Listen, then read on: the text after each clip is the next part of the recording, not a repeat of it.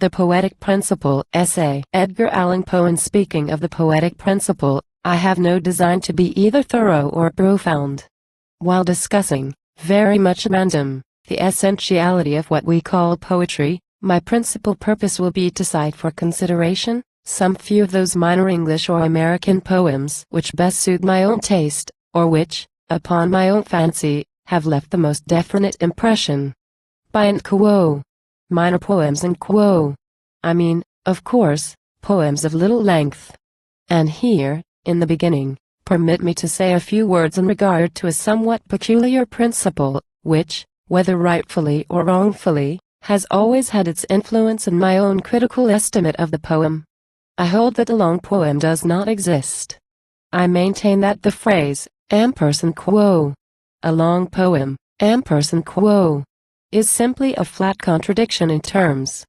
I need scarcely observe that a poem deserves its title only inasmuch as it excites, by elevating the soul.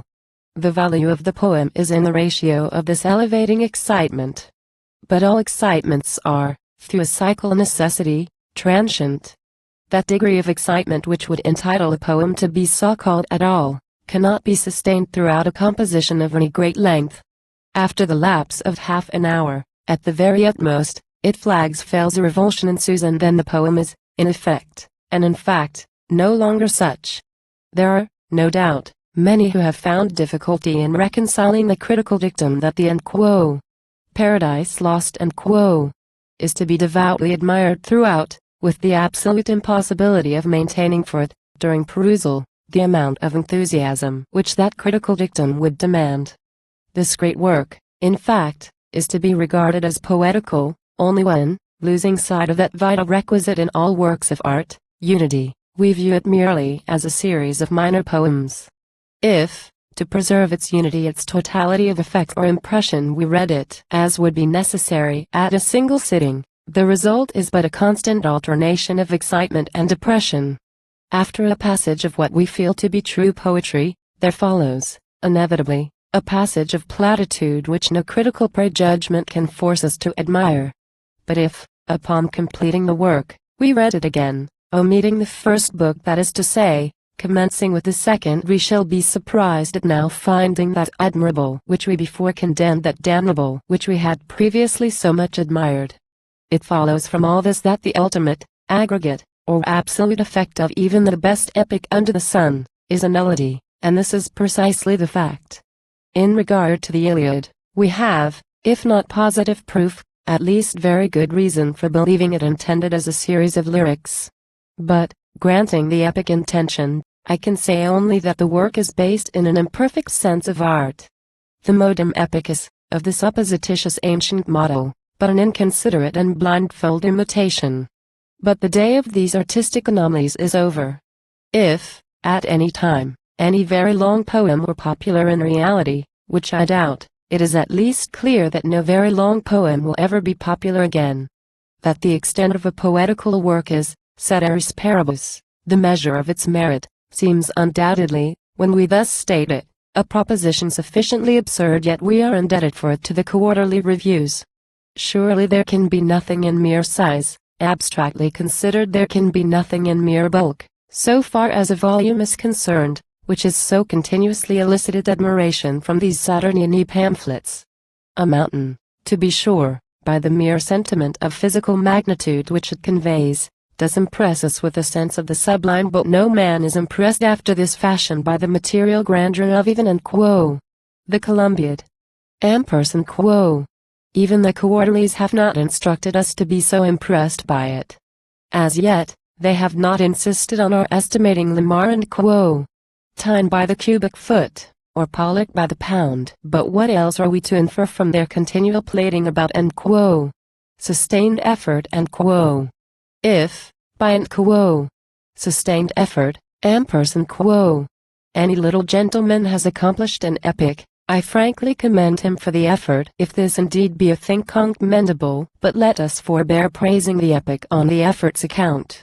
It is to be hoped that common sense, in the time to come, will prefer deciding upon a work of art rather by the impression it makes by the effect it produces than by the time it took to impress the effect, or by the amount of quo, sustained effort and quo, which had been found necessary in effecting the impression. The fact is, that perseverance is one thing and genius quite another, nor can all the quarterlies in Christendom confound them. By and by, this proposition, with many which I have been just urging, will be received as self-evident. In the meantime, by being generally condemned as falsities, they will not be essentially damaged as truths. On the other hand, it is clear that a poem may be improperly brief. Undue brevity degenerates into mere epigrammatism.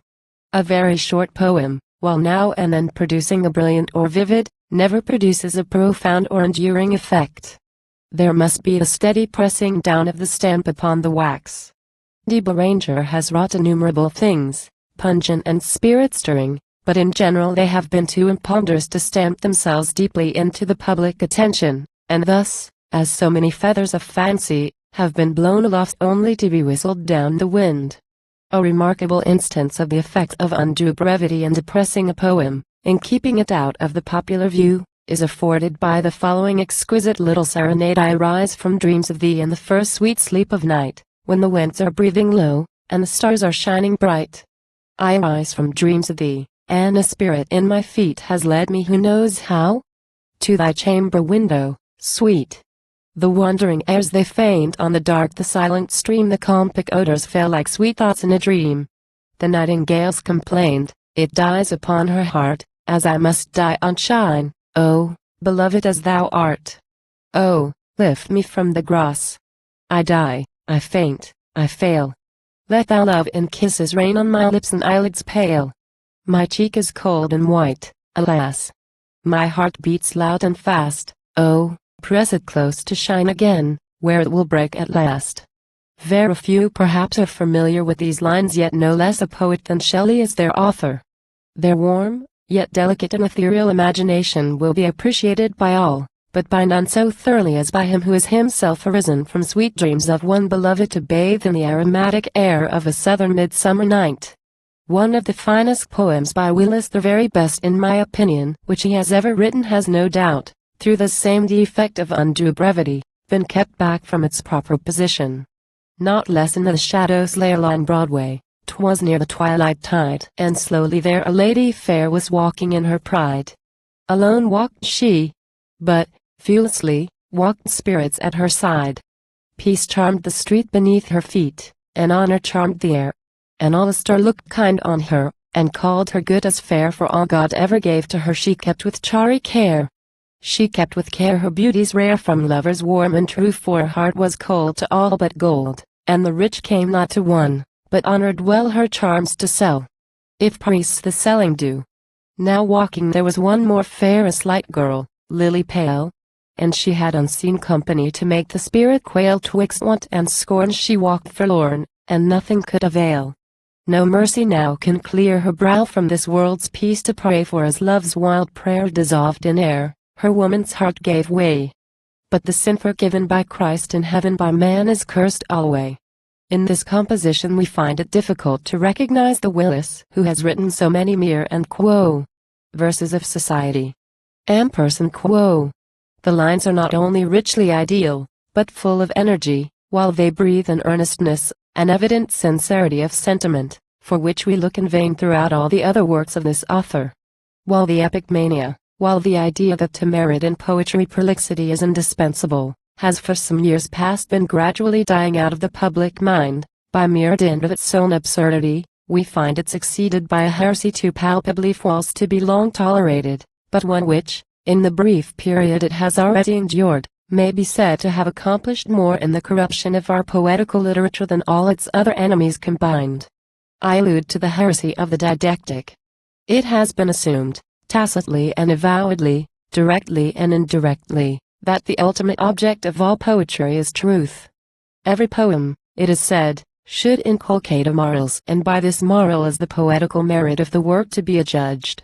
We Americans especially have patronized this happy idea, and we Bostonians very especially have developed it in full. We have taken it into our heads that to write a poem simply for the poem's sake, and to acknowledge such to have been our design, would be to confess ourselves radically wanting in the true poetic dignity and force, But the simple fact is that would we but permit ourselves to look into our own souls, we should immediately there discover that under the sun there neither exists nor can exist any work more thoroughly dignified, more supremely noble, than this very poem, this poem perso, this poem which is a poem and nothing more, this poem written solely for the poem's sake. With as deep a reverence for the true as ever inspired the bosom of man, I would nevertheless limit, in some measure, its modes of inculcation. I would limit to enforce them. I would not enfeeble them by dissipation. The demands of truth are severe. She has no sympathy with the myrtles. All that which is so indispensable in song is precisely all that with which she has nothing whatever to do. It is but making her a flaunting paradox to wreathe her in gems and flowers. In enforcing a truth we need severity rather than efflorescence of language. We must be simple, precise, terse. We must be cool, calm, unimpassioned. In a word, we must be in that mood which, as nearly as possible, is the exact converse of the poetical. He must be blind indeed who does not perceive the radical and chasmal difference between the truthful and the poetical modes of inculcation. He must be theory mad beyond redemption who, in spite of these differences, shall still persist in attempting to reconcile the obstinate oils and waters of poetry and truth. Dividing the world of mind into its three most immediately obvious distinctions, we have the pure intellect, taste, and the moral sense. I place taste in the middle, because it is just this position which in the mind it occupies. It holds intimate relations with either extreme, but from the moral sense is separated by so faint a difference that Aristotle has not hesitated to place some of its operations among the virtues themselves. Nevertheless we find the offices of the trio marked with a sufficient distinction. Just as the intellect concerns itself with truth, so taste informs us of the beautiful, while the moral sense is regardful of duty. Of this latter, while conscience teaches the obligation, and reason the expediency, taste contents herself with displaying the charms, waging war upon vice solely on the ground of her deformity, her disproportion, her animosity to the fitting, to the appropriate, to the harmonious, in a word, to beauty. An immortal instinct deep within the spirit of man is thus plainly a sense of the beautiful. This it is which administers to his delight in the manifold forms, and sounds, and odors and sentiments amid which he exists. And just as the lily is repeated in the lake, or the eyes of Amaryllis in the mirror, so is the mere oral or written repetition of these forms, and sounds, and colors, and odors, and sentiments a duplicate source of de quo, light. But this mere repetition is not poetry. He who shall simply sing, with however glowing enthusiasm, or with however vivid a truth of description, of the sights, and sounds, and odors, and colors, and sentiments which greet him in common with all mankind, he, I say, has yet failed to prove his divine title. There's still a something in the distance which he has been unable to attain. We have still a thirst unquenchable, to allay which he has not shown us the crystal springs. This thirst belongs to the immortality of man. It is at once a consequence and an indication of his perennial existence.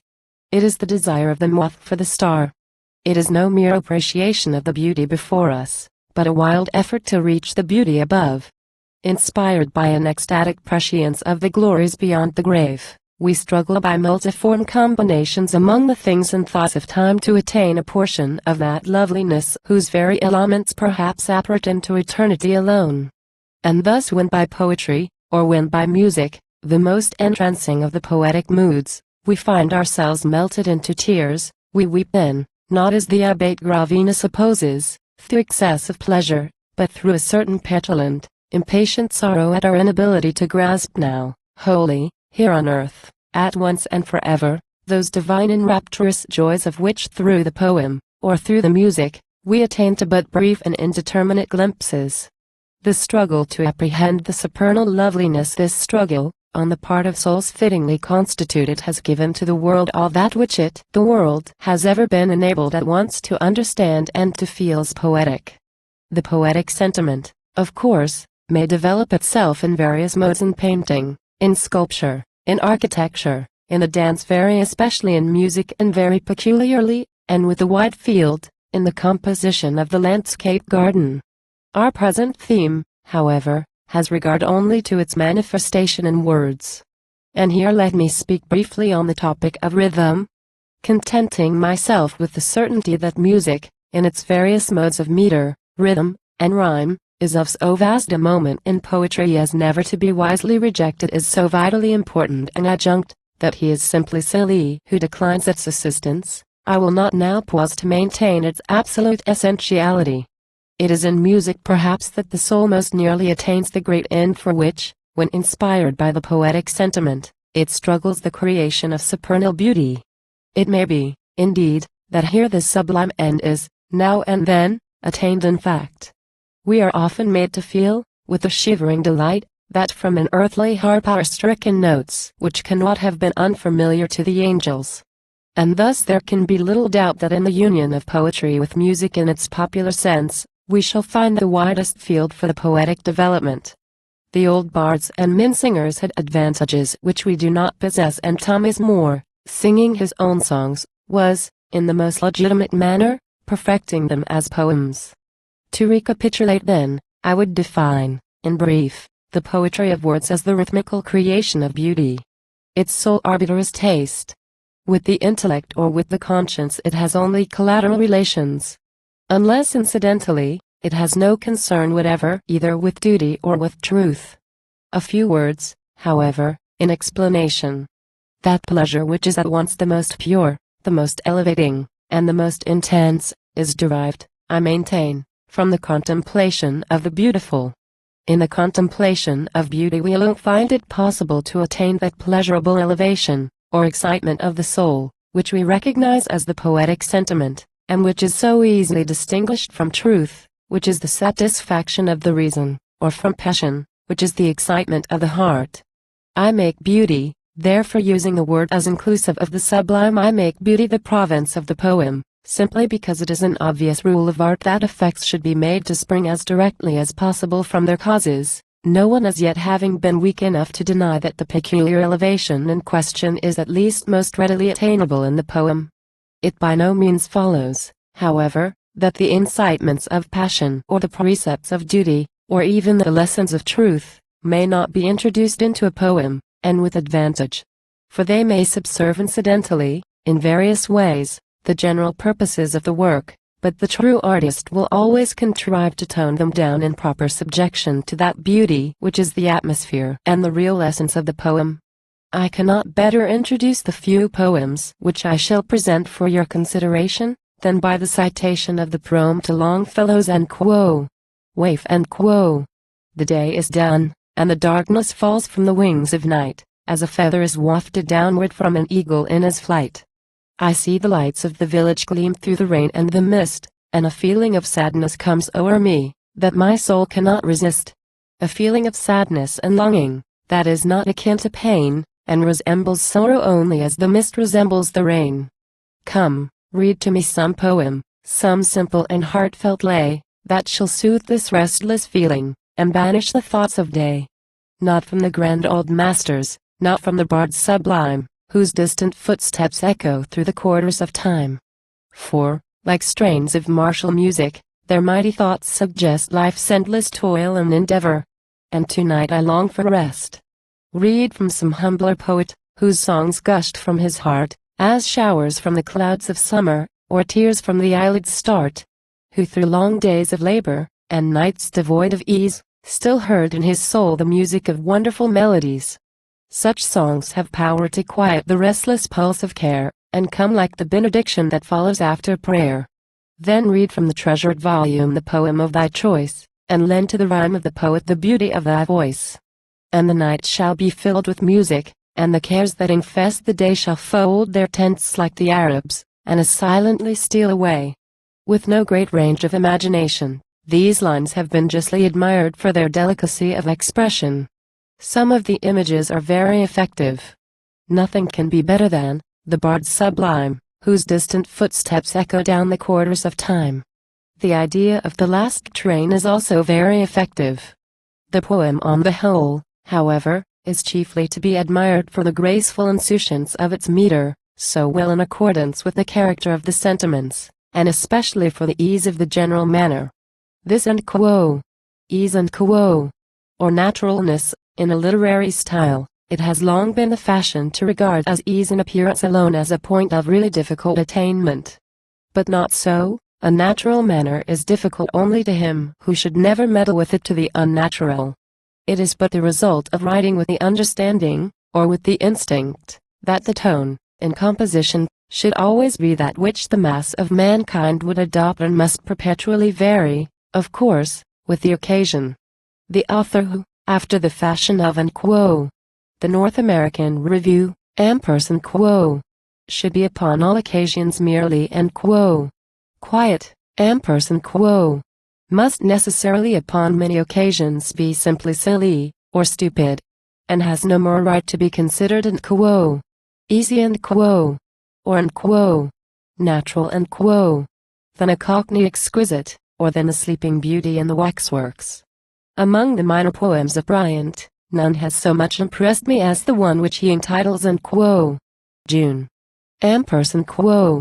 I quote only a portion of it. There, through the long, long summer hours, the golden light should lie, and thick young herbs and groups of flowers stand in their beauty by. The oriole should build and tell his love tale, close beside my cell. The idle butterfly should rest him there, and there be heard the housewife bee and humming-bird. And what, if cheerful shouts at noon, come, from the village send, or songs of maids, beneath the moon, with fairy laughter blent? And what if, in the evening light, betrothed lovers walk in sight of my low monument? I would the lovely scene around might know no sadder sight nor sound. I know I should not see the season's glorious show, nor would its brightness shine for me, nor its wild music flow. But if, around my place of sleep, the friends I love should come to weep, they might not haste to go. Soft airs and song, and the light and bloom, should keep them lingering by my tomb. These to their softened hearts should bear the thoughts of what has been, and speak of one who cannot share the gladness of the scene, whose part in all the pomp that fills the circuit of the summer hills, is that his grave is green, and deeply would their hearts rejoice to hear again his living voice. The rhythmical flow here is even voluptuous, nothing could be more melodious. The poem has always affected me in a remarkable manner. The intense melancholy which seems to well up, perforce, to the surface of all the poet's cheerful sayings about his grave, we find thrilling us to the soul, while there is the truest poetic elevation in the thrill. The impression left is one of a pleasurable sadness. And if, in the remaining compositions which I shall introduce to you, there be more or less of a similar tone always apparent, let me remind you that, how or why we know not, this certain taint of sadness is inseparably connected with all the higher manifestations of true beauty. It is, nevertheless, a feeling of sadness and longing that is not akin to pain, and resembles sorrow only as the mist resembles the rain. The taint of which I speak is clearly perceptible even in a poem so full of brilliancy and spirit as The Health of Edward Coate Pinkney. I fill this cup to one made up of loveliness alone, a woman, of her gentle sex the seeming paragon, to whom the better elements and kindly stars have given a form so fair that, like the air, 'tis less of earth than heaven. Her every tone is music sown, like those of morning birds, and something more than melody dwells ever in her words. The conage of her heart are they, and from her lips each flows as one may see the burdened bee forth issue from the rose. Affections are as thoughts to her, the measures of her hours. Her feelings have the flagrancy, the freshness of young flowers, and lovely passions, changing oft, so fill her, she appears the image of themselves by turns, the idol of past years. Of her bright face one glance will trace a picture on the brain, and of her voice an echoing heart's a sound must long remain. But memory, such as mine of her, so very much endears, when death is nigh my latest sigh will not be life's, but hers. I filled this cup to one made up of loveliness alone, a woman, of her gentle sex the seeming paragon her health. And would on earth there stood, some more of such a frame, that life might be all poetry, and weariness a name. It was the misfortune of Mr. Pinkney to have been born too far south. Had he been a New Englander, it is probable that he would have been ranked as the first of American lyrists by that magnanimous cabal which has so long controlled the destinies of American letters, in conducting the thing called The North American Review. The the poem just cited is especially beautiful, but the poetic elevation which it induces we must refer chiefly to our sympathy in the poet's enthusiasm. We pardon his hyperboles for the evident earnestness with which they are uttered. It was by no means my design, however, to expatiate upon the merits of what I should read you. These will necessarily speak for themselves. Boccalini, in his and quo. Advertisements from Parnassus, ampersand quo. Tells us that Zoilus once presented Apollo a very caustic criticism upon a very admirable book, whereupon the god asked him for the beauties of the work. He replied that he only busied himself about the errors. On hearing this, Apollo, handing him a sack of unwinnowed wheat, bade him pick out all the chaff for his reward. Now this fable answers very well as a hit at the critics, but I am by no means sure that the god was in the right. I am by no means certain that the true limits of the critical duty are not grossly misunderstood. Excellence, in a poem especially, may be considered in the light of an axiom, which need only be properly put, to become self-evident. It is not excellence if it require to be demonstrated as such, and thus to point out too particularly the merits of a work of art, is to admit that they are not merits altogether. Among the and quo. Melodies and quo. Of Thomas Moore is one whose distinguished character as a poem proper seems to have been singularly left out of view. I allude to his lines beginning in quo. Come, rest in this bosom. Ampersand quo. The intense energy of their expression is not surpassed by anything in Byron. There are two of the lines in which a sentiment is conveyed that embodies the all in all of the divine passion of love, a sentiment which, perhaps, has found its echo in more, and more passionate, human hearts than any other single sentiment ever embodied in words. Come, rest in this bosom, my own stricken dear, though the hurt have fled from thee, thy home is still here. Here still is the smile, that no cloud can o'ercast, and a heart and a hand all thy own to the last. Oh! What was love made for, if 'tis not the same through joy and through torment, through glory and shame? I know not, I ask not, if guilt's in that heart, I but know that I love thee, whatever thou art. Thou hast called me thy angel in moments of bliss, and thy angel I'll be, mid the horrors of this, through the furnace, unshrinking, thy steps to pursue, and shield thee, and save thee, or perish thereto. It has been the fashion of late days to deny Moore imagination, while granting him fancy, a distinction originating with Coleridge than whom no man more fully comprehended the great powers of Moore. The fact is, that the fancy of this poet so far predominates over all his other faculties, and over the fancy of all other men, as to have induced, very naturally, the idea that he is fanciful only. But never was there a greater mistake. Never was a grosser wrong done the fame of a true poet. In the compass of the English language I can call to mind no poem more profoundly more weirdly imaginative, in the best sense, than the lines commencing in quo. I would I were by that dim lake and quo, which are the calm position of Thomas Moore. I regret that I am unable to remember them. One of the noblest and, speaking of fancy, one of the most singularly fanciful of modern poets, was Thomas Hood. His and quo, fairness and quo, had always for me an inexpressible charm. Oh, saw ye not fairness? She's gone into the west, to dazzle when the sun is down, and rob the world of rest. She took our daylight with her, the smiles that we love best, with morning blushes on her cheek, and pearls upon her breast. Oh, turn again, fairness, before the fall of night, for fear the moon should shine alone, and stars unrevolt bright. And blessed will the lover be that walks beneath their light, and breathes the love against thy cheek I dare not even write.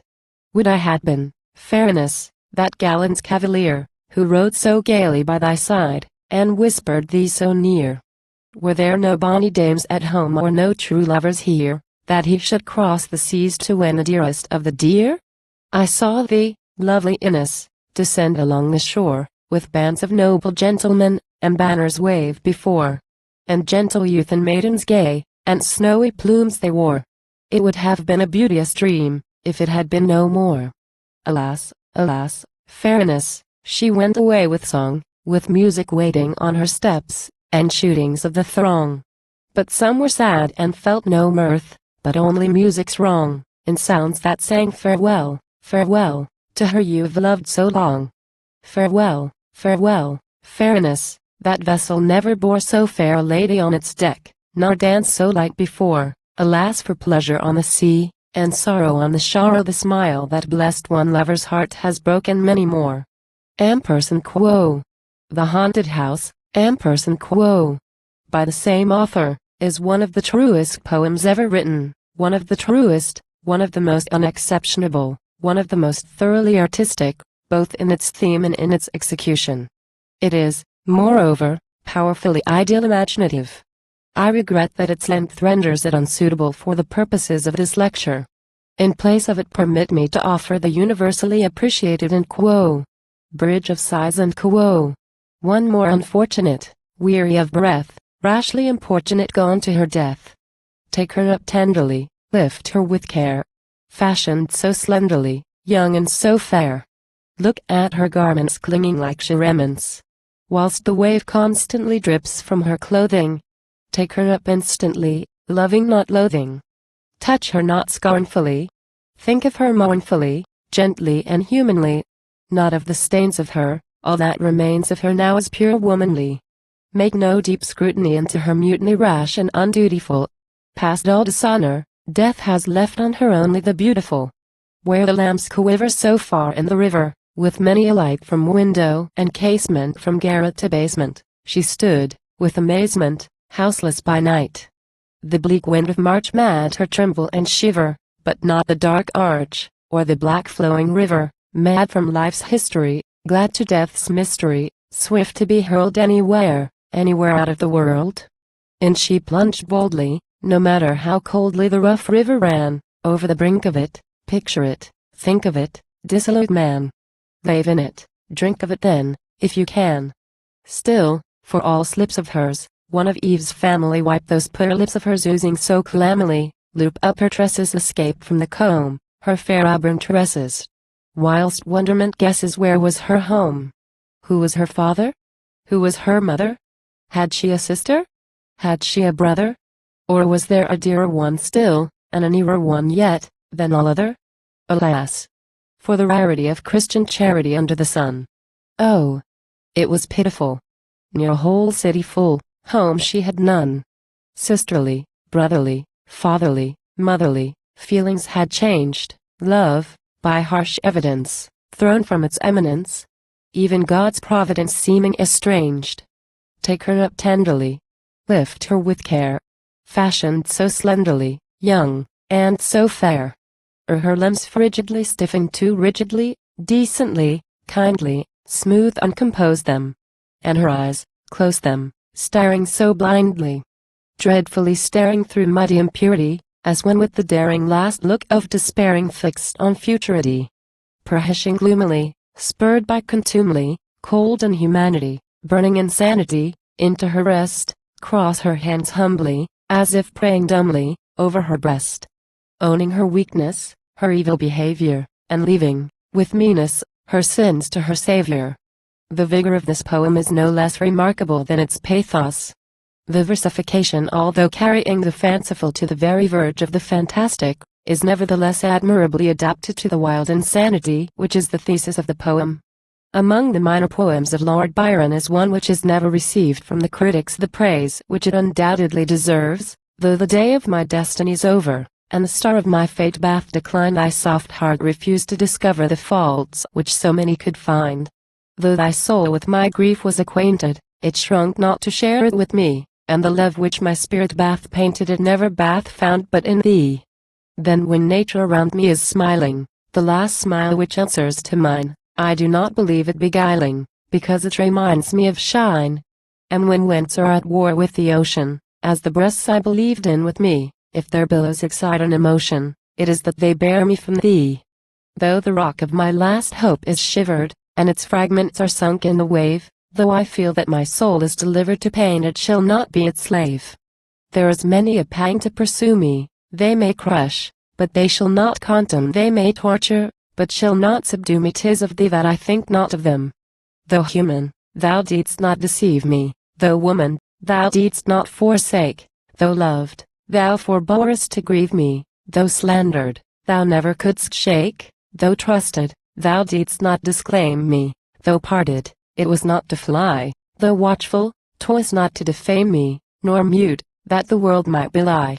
Yet I blame not the world, nor despise it, nor the war of the many with one. If my soul was not fitted to prize it, 'twas folly not sooner to shun; and if dearly that arrow bath cost me, and more than I once could foresee, I have found that whatever it lost me, it could not deprive me of thee.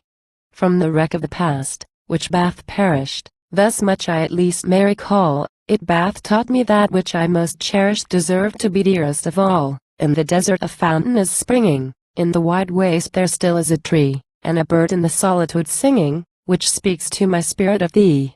Although the rhythm here is one of the most difficult, the versification could scarcely be improved. No nobler theme ever engaged the pen of poet.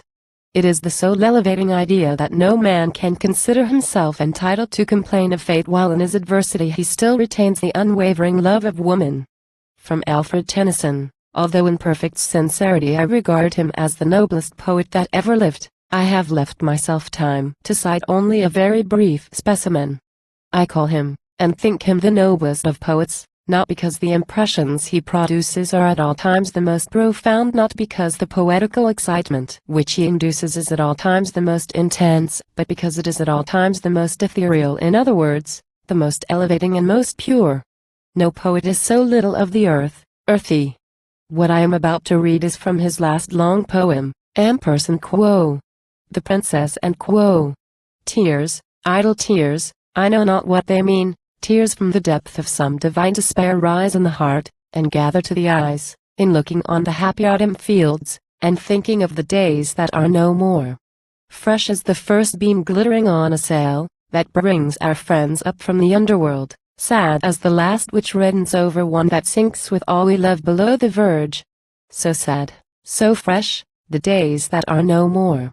Ah, sad and strange as in dark summer dawns the earliest pipe of half-awakened birds to dying ears, when unto dying eyes the casement slowly grows a glimmering square. So sad, so strange, the days that are no more. Dear as remembered kisses after death, and sweet as those by hopeless fancy feigned on lips that are for others. Deep as love, deep as first love, and wild with all regret. O death in life, the days that are no more. Thus, although in a very cursory and imperfect manner, I have endeavored to convey to you my conception of the poetic principle. It has been my purpose to suggest that, while this principle itself is strictly and simply the human aspiration for supernal beauty, the manifestation of the principle is always found in an elevating excitement of the soul, quite independent of that passion which is the intoxication of the heart, or of that truth which is the satisfaction of the reason. For in regard to passion, alas, its tendency is to degrade rather than to elevate the soul. Love, on the contrary, love the true, the divine Eros, the Uranian, as distinguished from the Dionytilda and Venus, is unquestionably the purest and truest of all poetical themes. And in regard to truth, if, to be sure, through the attainment of a truth we are led to perceive a harmony where none was apparent before, we experience at once the true poetical effect. But this effect is referable to the harmony alone, and not in the least degree to the truth which merely served to render the harmony manifest. We shall reach, however, more immediately a distinct conception of what the true poetry is, by mere reference to a few of the simple elements which induce in the poet himself the poetical effect. He recognizes the ambrosia which nourishes his soul in the bright orbs that shine in heaven, in the volutes of the flower, in the clustering of low shrubberies, in the waving of the grain fields, in the slanting of tall eastern trees, in the blue distance of mountains, in the grouping of clouds, in the twinkling of half-hidden brooks, in the gleaming of silver rivers, in the repose of sequestered lakes, in the star-mirroring depths of lonely wells.